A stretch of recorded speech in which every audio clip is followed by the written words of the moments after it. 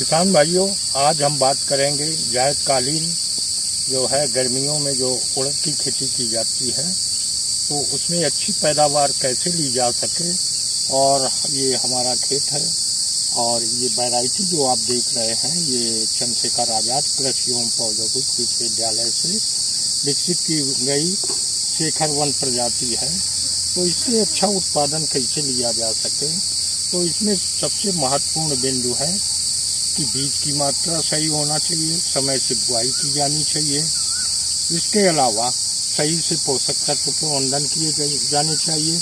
और एक सबसे बड़ा महत्वपूर्ण बिंदु आता है कि बीज का उपचार बहुत आवश्यक है। तो किसान भाइयों, हमने जैसा किया है तो वो आपको बता रहे हैं। सबसे पहले हमने जो है 20 किलो प्रति हेक्टेयर के हिसाब से बीज का अच्छी वैरायटी जो है यूनिवर्सिटी से हमने खरीदी और इसका जो है बीज शोधन PPFT आता है। ये इस 20 ml प्रति किलो बीज के हिसाब से हमने इससे बीज उपचारित किया।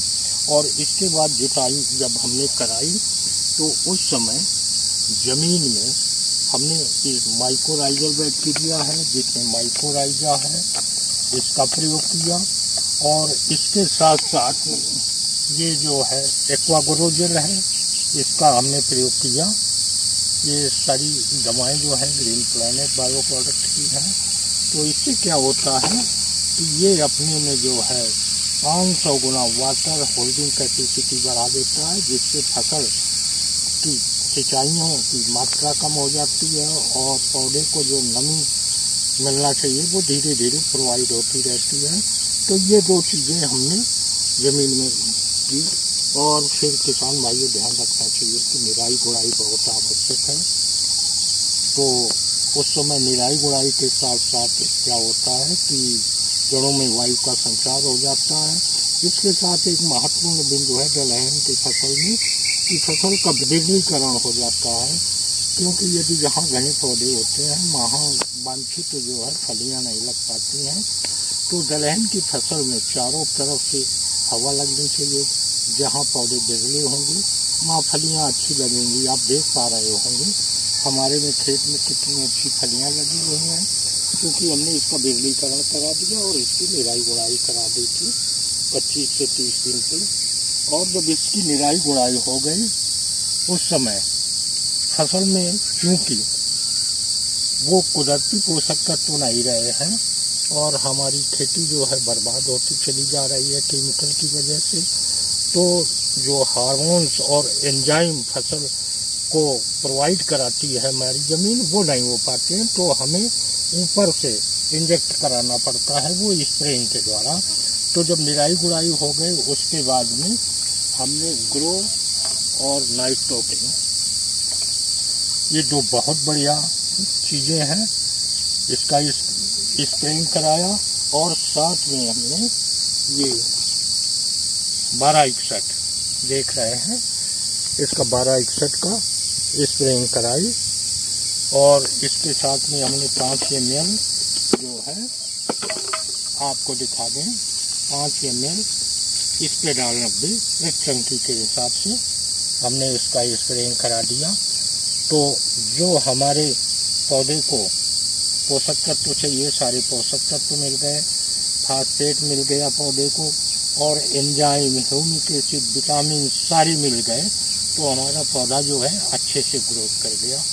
उसके बाद 8-10 दिन के अंतराल पे जब कलियां बनने की अवस्था के दौरान तब फिर पौधे को पोषक तत्वों की आवश्यकता हुई। उस समय हमने ब्लूम और ये 05234 का स्प्रे कराया और इसके साथ स्प्रेडाल 90 जो अभी हमने बताई वो मिला दी। और चूँकि जायद की फसल में अब की बार इतना टेम्परेचर बढ़ गया तो हीट वेव की समस्या आ गई। ये स्टेस आउट ये हमने इसको 50 ml टंकी के हिसाब से कराया। तो हमारी फसल जो है हीट वेव से प्रभावित नहीं हुई और इसकी क्षमता जो है करीब 15 से 20 दिन रहती है। तो इसका जब हम पानी छिड़काव कराते थे तो 2 बार इसका पानी छिड़काव करा दिया। तो किसान भाइयों इस तरह हमने कराया। फिर जब हमारी आखिरी स्टेज आया, जब फसल परिपक्वता की ओर बढ़ी, हमारी फलियां लग गईं जब फसल में, उस समय हमने ब्लूम और 0050 का स्प्रेइंग कराया। और इसके साथ आपको बता दें, हर बार हम जो है स्प्रेडाल 90 अवश्य 5 ml टंकी से मिलाते रहे। हाँ किसान भाइयों, एक बात और बता दें, इसके साथ हमने IPM पद्धति अपनाई है इस खेत में। तो कीट नियंत्रण के लिए आपको बता दें, हमने जो है नीम ऑयल के साथ में ये हमारा जो है 15,000 ppm का है, उसके साथ हमने पेस्टोहिट, लोग कोराजन को जानते हैं, ये बायो की दवाएं हैं और ये बहुत ज़बरदस्त है पेस्टोहिट सुंडी के लिए। और नीम ऑयल से हमारे खेत में न तो भंगा आता है, कोई भी मिट्टी कीट इससे ख़त्म नहीं होता है और पर्यावरण के लिए भी अच्छा है। तो इससे हमारे शत्रु कीट सारे नष्ट हो जाते हैं। जो हमारे शत्रु कीट हैं उनके जो है प्रजनन तंत्र लकवाग्रस्त हो जाते हैं। तो ये हमने हर 8वें दिन नीम ऑयल का इस्तेमाल कराया और बीच बीच में पेस्टोहिट का इस्तेमाल कराया। तो हमारे खेत में कोई कीट और जो है सुंडियाँ वगैरह नहीं आई, जिससे हमारी फसल बहुत बेहतर पैदावार दिख रही है। आप देख पा रहे हैं बहुत अच्छी फलियाँ लगी हैं और कल से इसकी कटाई होनी है। तो इस समय हमारा विचार है कि इस समय हमने प्रबंधन कराया तो 20 से 25 कुंटल प्रति हेक्टेयर के हिसाब से हमारा उत्पादन जाएगा। और हमारे काफ़ी किसान भाई इस पद्धतियों को अपनाते हैं तो 30 कुंटल तक इसका उत्पादन ले लेते हैं। तो जिनका जैसा प्रबंधन होता है तो 25-30 कुंटल प्रति हेक्टेयर के हिसाब से बहुत बेहतर उत्पादन हो जाता है। तो आप भी अपने जायदकालीन उड़द की फसल में हमारी तरह यदि ये प्रबंधन अपनाएंगे तो इससे बहुत बेहतर उत्पादन मिल सकेगा।